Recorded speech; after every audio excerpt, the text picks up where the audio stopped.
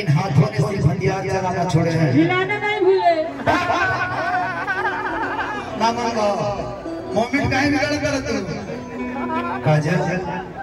इन हाथों ने सिर्फ हथियार छोड़े हैं, चलाना नहीं भूले। अगर इस चौके पे बारात आई तो सबसे हाय रे गोरानिया छोड़ाई दे लगा कि जैसे छुए महुआ राजा छुए मोर जवानी। कौन जवानी? ई जवानी लेकिन सुने ना भाई, ना सुनी कि हई बिलरे नो दहिया के अरे राघवा अरे राजा कि भाई पार नारियल फोड़े तैयार राजा हो तैयार राजा। बाबा बाबा नहीं हो क्षमा कि भाई बिलरे नो दहिया के राघवा राजा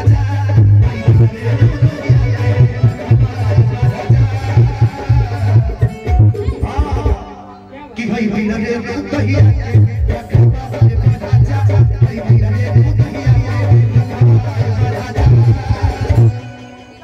कि भाई बानर नारियल फोड़े रजनीश भाई पालो फिल्म बहुत जल्दी वो चैनल चालू होता पल्लवी जी के कि भाई बानर नारियल फोड़े तैयार राजा तैयार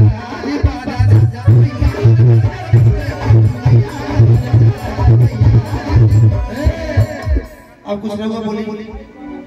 अब रहुआ बानर बनी भी बनी तुम काय ना बोले रहुआ देख कुछ रहुआ बोले कुछ हम बोले एगो हम बोल के फिर हम नहीं हम काय का कलाकार रंजीत भैया दीपक भाई हमारे हैं तमाम मास के कलाकार नहीं कहता हूं एगो हम लेकिन बीमारी वाला जरूर गीत के भाइयों करो डॉक्टर मानी तो गावल जरूर बने कि मुझे दिल की बीमारी है मुझे दिल की बीमारी है जन एक जना रहला जब घरे जन दम लग जाला। अच्छा काजल जी थोड़ा ये आइए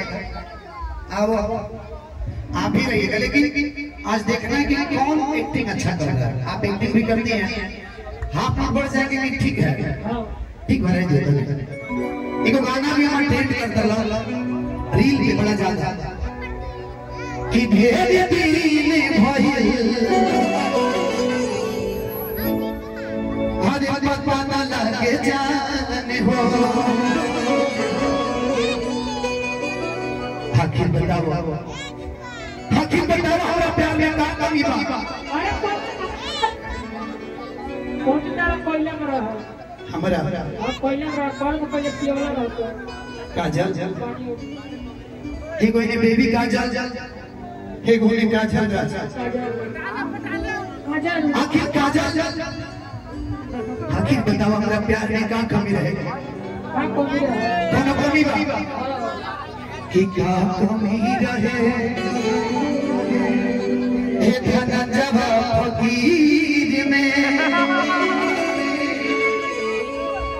अरे नहीं खुद तकदीर में जा इसलिए बदनाम हो गए चर्चे हमारे सरेआम हो गए। इस पगली ने दिल तोड़ा चालू करना पहले इस काजल ने दिल तोड़ा जब हम इस पगली के गुलाम हो गए। विकास भैया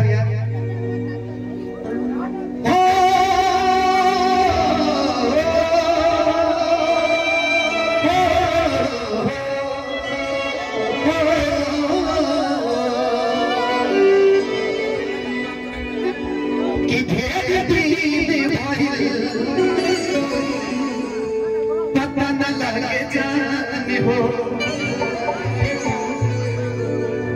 कि क्या भइलू ईद के तू जाने हो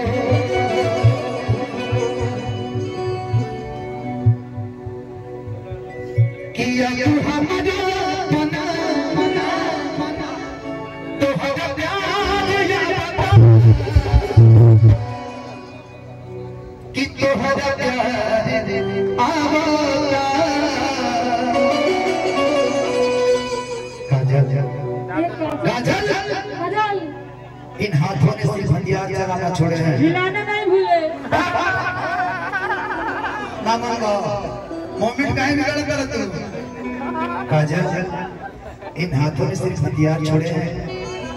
चलाना नहीं भूले अगर इस चौकर पे बारात आई तो सबसे पहले अंतिम उसकी दृष्टि की जिसके सर पे सेरा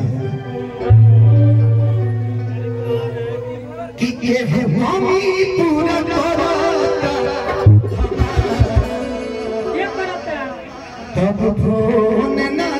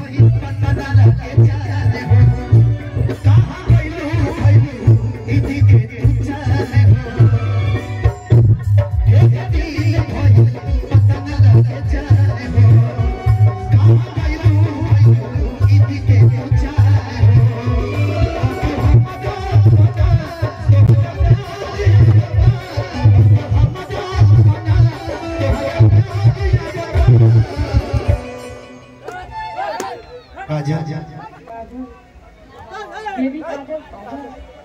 कि ये भूमि पूरा